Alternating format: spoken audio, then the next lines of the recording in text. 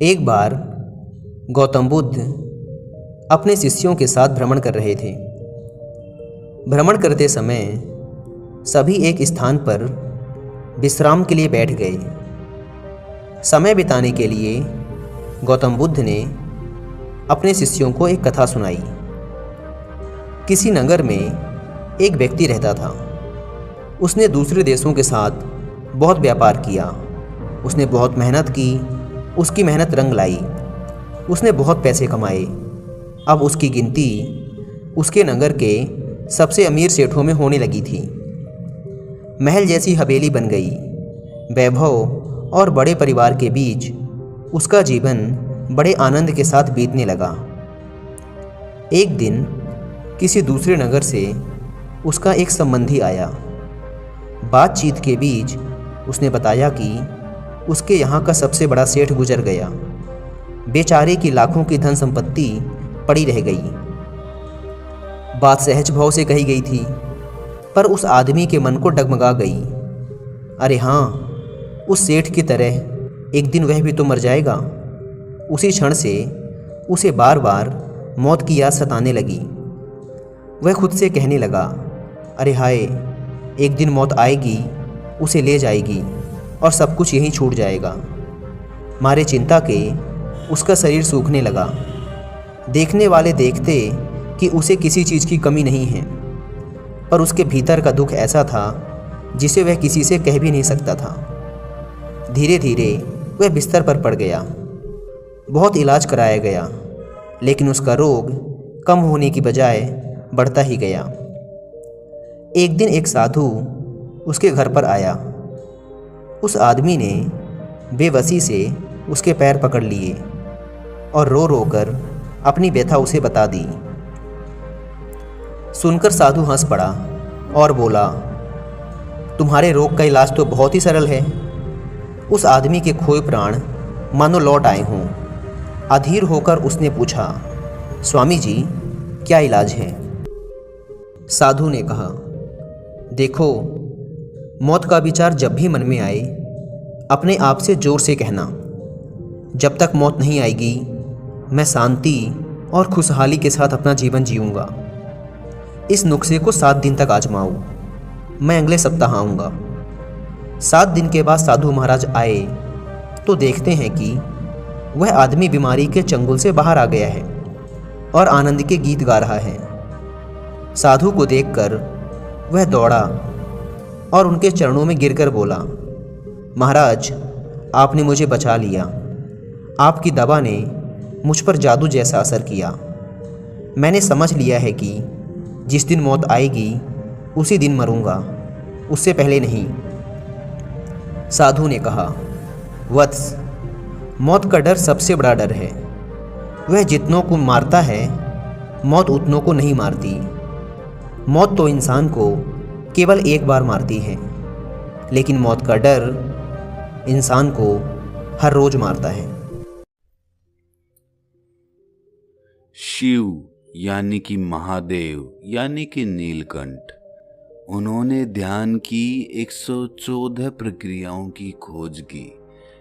ऐसे ही हम समाज में देखते हैं कि नाना प्रकार की ध्यान की प्रणालियां बनी हुई हैं। हर आदमी, हर गुरु अपने तरीके से ध्यान करवाने में लगा हुआ है, लेकिन जब एक सामान्य आदमी ध्यान करने के लिए बैठता है तो उसका दिमाग, उसका मस्तिष्क, उसका मन इन्हीं चीजों में उलझकर रह जाता है कि मैं ध्यान की कौन सी प्रणाली अपनाऊं, किस विधि से मैं ध्यान करूं।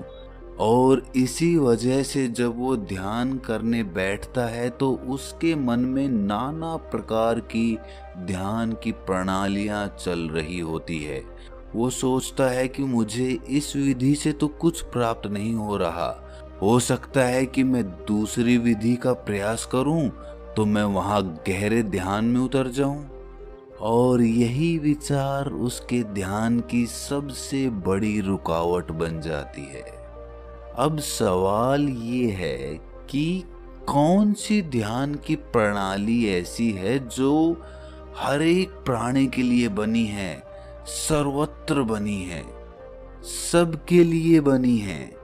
एक ऐसी प्रणाली जिसमें कोई भी आदमी किसी भी प्रकार का मस्तिष्क और मन आसानी से ध्यान में प्रवेश कर जाए। क्या सचमुच कोई ऐसी तकनीक या ऐसा तरीका है जिसके द्वारा हमें नाना प्रकार के ध्यान सीखने की आवश्यकता ही ना पड़े और वो एक प्रणाली, एकमात्र ध्यान की प्रक्रिया सभी ध्यान की प्रक्रियाओं को अपने अंदर शामिल कर ले, जिसके परिणाम स्वरूप आपको जो परिणाम 114 ध्यान की प्रक्रियाएं खत्म करने के बाद प्राप्त होता, वो एकमात्र एक ही प्रक्रिया से हासिल हो जाए। तो सोचिए आपकी ध्यान की यात्रा कितनी सुगम हो जाएगी। आज की जो बोध कहानी मैं आपको सुनाने वाला हूँ, उसमें आपको ध्यान की एक ऐसी प्रक्रिया पता चलेगी जो बहुत ही सरल है और जो सबके लिए समान रूप से लाभकारी है। इससे पहले कि आप इस कहानी में खो जाएं, इस चैनल को सब्सक्राइब जरूर कर लें। तो चलिए कहानी शुरू करते हैं। बात उस समय की है जब भगवान बुद्ध अपनी सत्य की यात्रा पूरी कर चुके थे। उन्हें आत्मज्ञान प्राप्त हो चुका था और उसके बाद उन्होंने अपने सारे शिष्यों को अलग अलग दिशाओं में भेजकर आम लोगों के बीच ध्यान की प्रक्रियाएं समझाने के लिए उन्हें जनसाधारण के बीच भेज दिया। इनमें से बहुत से भिक्षु अलग अलग दिशाओं में जाकर, अलग अलग गांवों में जाकर लोगों को ध्यान के बारे में जागरूक करने लगे। वो कुछ दिन उस गांव में ठहरते, उस गांव के लोगों को ध्यान की प्रक्रियाओं के बारे में समझाते और कुछ दिन उन्हें ध्यान करवाने के बाद वो अगले गांव में चले जाते। एक दिन एक बौद्ध भिक्षु एक गांव के लोगों को ध्यान के बारे में उपदेश दे रहे थे।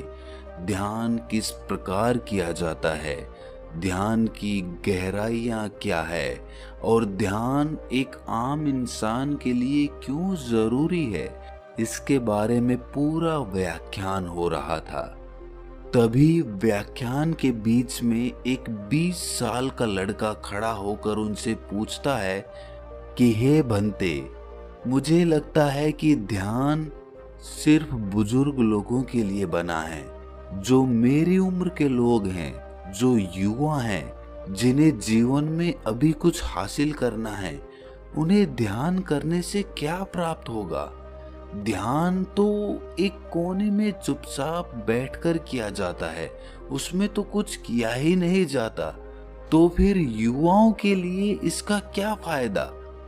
और अगर देश का युवा यूं ध्यान करने के लिए कोने में घंटों तक बैठ गया तो वो देश की प्रगति में कैसे अपना हिस्सा देगा? क्या उसका जीवन व्यर्थ नहीं हो जाएगा? सिर्फ ध्यान में बैठे रहो, कुछ काम धाम करने की जरूरत है नहीं। सवाल बड़ा ही तार्किक था। आप लोगों के मन में भी ऐसा सवाल उठता तो जरूर होगा, लेकिन इसका जवाब क्या है? बात सही है कि अगर आज आप अपनी युवावस्था में ध्यान की प्रक्रियाओं में जुड़ जाते हैं, ध्यान करने लग जाते हैं, घंटों ध्यान में बैठे रहते हैं, तो घर की व्यवस्था कैसे चलेगी? क्योंकि युवा को तो घर से बाहर निकलकर कमाना ही पड़ेगा अगर अपने परिवार का भरण पोषण करना है तो एक युवा किस प्रकार ध्यान की प्रणालियों का अभ्यास करते हुए अपना काम सुचारू रूप से जारी रख सकता है? ये सुनकर वो बौद्ध भिक्षु मुस्कुराते हुए बोला कि हे भंते, ध्यान का मतलब कोने में आंख बंद करके बैठ जाना नहीं होता है। आप ध्यान का गलत मतलब समझ रहे हैं। ध्यान का मतलब होता है होश, जागरूकता। किसी भी काम को करने के लिए आप कितने मौजूद हैं वही ध्यान का पैमाना है, और उसी से आपकी जागरूकता, आपकी जीवंतता नापी जाती है। जरा सोचिए, आप किसी भी काम को सोए सोए भी कर सकते हैं। सोए सोए कहने का अर्थ ये नहीं है कि आप निद्रा में हैं, लेकिन आंखें खोल के सोना क्या होता है। आप अपनी जिंदगी के ज्यादातर काम सोए सोए ही करते हैं। जरा सोचिए, जब आप खाना खाते हैं तो क्या आप जागरूक होकर खाना खाते हैं? नहीं, आपका ध्यान, आपका मस्तिष्क, आपका मन किसी दूसरे विचारों में भटक रहा होता है, और आपकी जुबान और आपका मुंह यहाँ पर खाना खाने के लिए चल रहा होता है। ये उसी भांति होता है जिस प्रकार किसी यंत्र में चाबी भर दी गई हो और वो यंत्र अपना काम करते रहे। उसके लिए उसे कुछ सोचने की जरूरत नहीं है, उसके लिए उसे वहां पर मौजूद होने की जरूरत नहीं है, क्योंकि उसमें चाबी भरी जा चुकी है। और इसी प्रकार हम अपने जीवन के अधिकतर काम करते हैं। हम जागरूक होकर नहीं करते, हम एक यंत्र की भांति सोए सोए सारा काम करते रहते हैं। लेकिन अगर आपको परमानंद का स्वाद चखना है, आपको प्रकृति में छुपी हुई उस दिव्य सत्ता को पहचानना है, उस परमात्मा की मौजूदगी का एहसास लेना है, तो आपको यंत्र ना बनते हुए एक जागरूक आदमी बनना होगा। जागरूक होकर अपना काम करना होगा, क्योंकि आप जब जागेंगे तभी तो आप अपनी खुली आंखों से उस दिव्य सत्ता को पहचान पाएंगे। कुछ लोग ध्यान को अपना फर्ज समझकर करते हैं। इस प्रकार के लोग नित्य ध्यान में बैठते हैं। उन्हें लगता है कि एक सीमित समय तक ध्यान में बैठने के बाद उनकी ध्यान की प्रक्रिया समाप्त हो गई, अब वो पूरा दिन आराम से जी सकते हैं। जैसे कि कुछ लोग सुबह ध्यान करते हैं और कुछ लोग शाम को ध्यान करते हैं, और जब वो लोग अपना ध्यान पूरा कर लेते हैं तो फिर से संसार में घुल जाते हैं। उन्हें लगता है कि वो 1 घंटे का ध्यान ही उनके लिए काफी होता है। और दूसरे प्रकार के लोग होते हैं जिन्हें लगता है कि ध्यान करने की कोई आवश्यकता ही नहीं होती है, अपने हर काम को ध्यान से करो और वही ध्यान बन जाता है। लेकिन समझने की बात है यहाँ पे कि दोनों ही लोग कहीं ना कहीं उल्टी दिशा में चले जा रहे हैं। ध्यान किस प्रकार किया जाता है? आखिर जब हम बैठते हैं अपनी आंखें बंद करके तो हमें क्या हासिल होता है, उससे क्या मिलता है? जब आप अपनी आंखें बंद करके किसी भी प्रकार का ध्यान लगाते हैं, सांसों का ध्यान हो सकता है, तीसरे नेत्र का ध्यान हो सकता है, कुंडलिनी ध्यान हो सकता है। ध्यान कई प्रकार के हैं, लेकिन जब आप ध्यान करने के लिए बैठते हैं तो आपके अंदर क्या परिवर्तन होते हैं?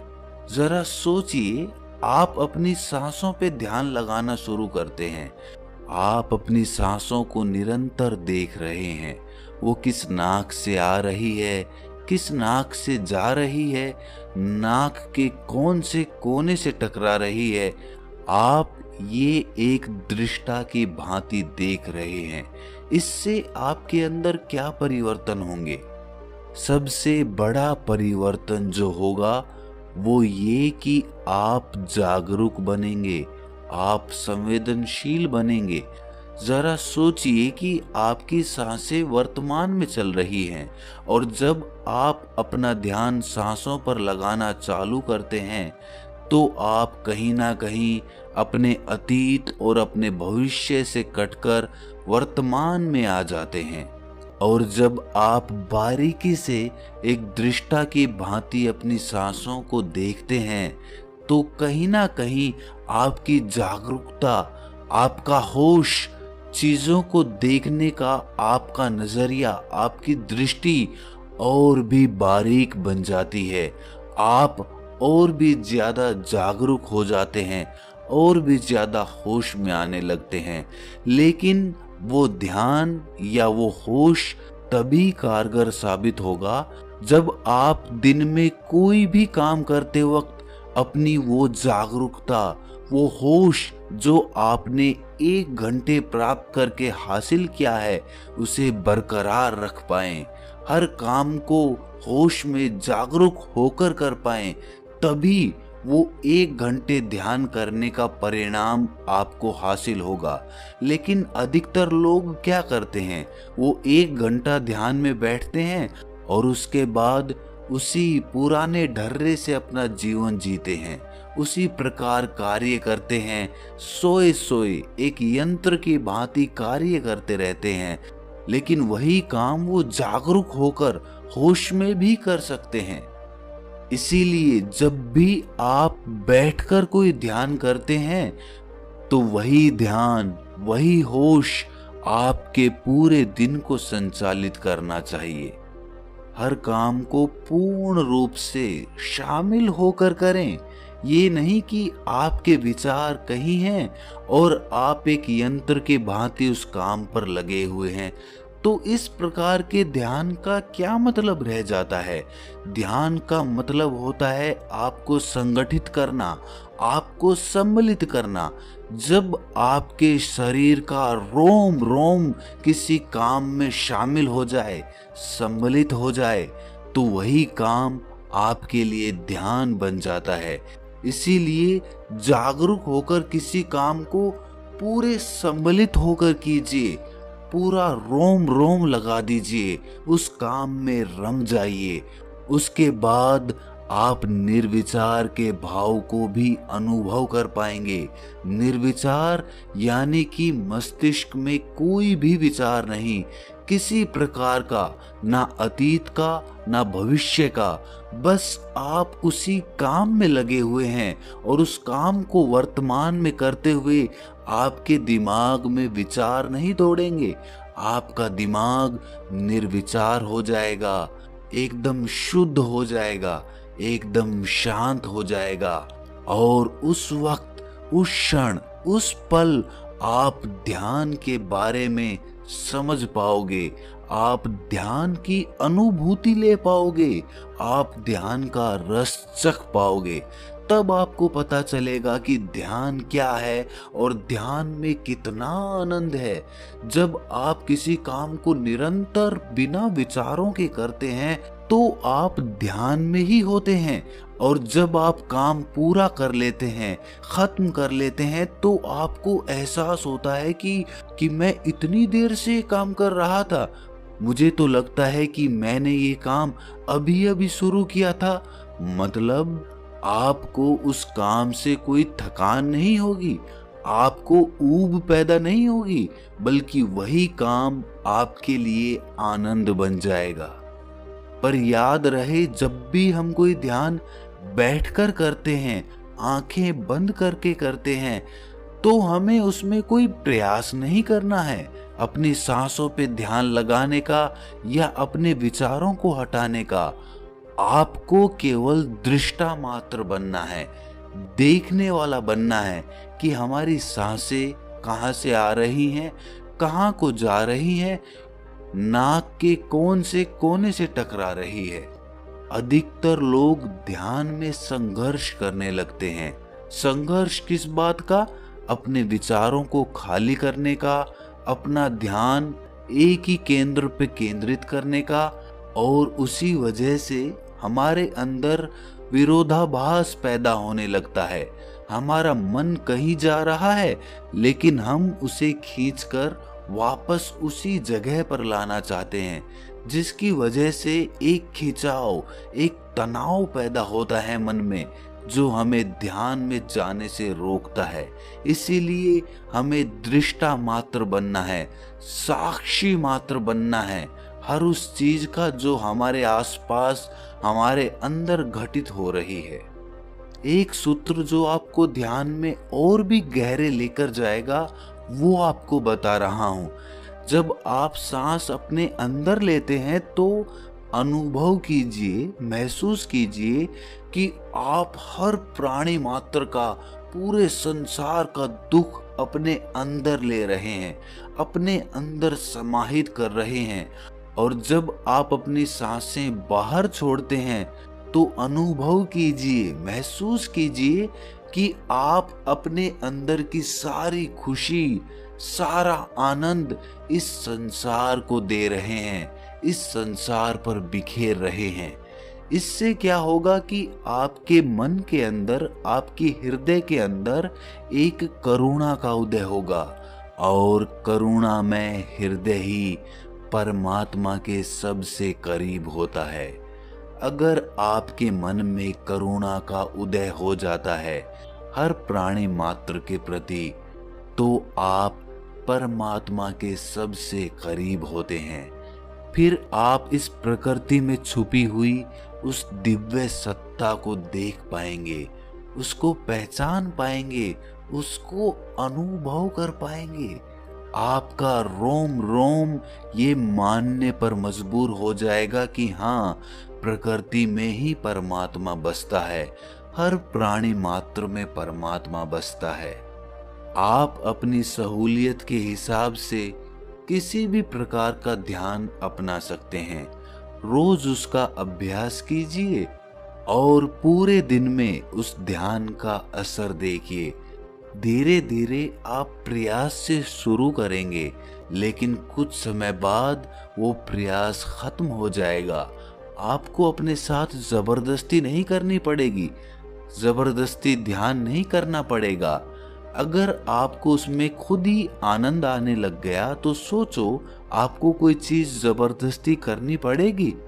आप फिर खुद ध्यान में बैठेंगे, ध्यान खुद ही आपको अपने पास खींच लेगा। अब आपको कोई जबरदस्ती नहीं करनी, अब ध्यान खुद आपका मार्गदर्शन करेगा।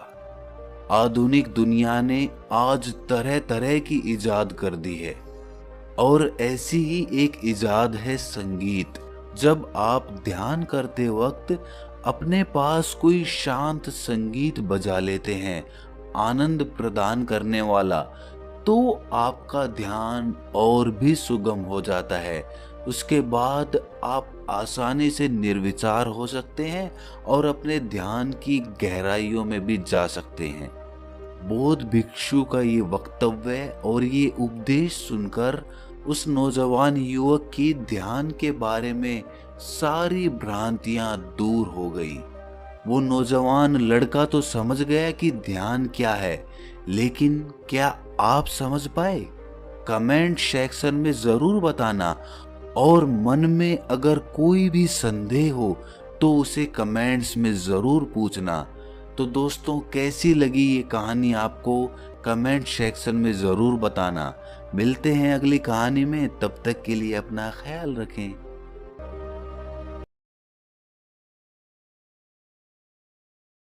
Thanks for watching. Please subscribe.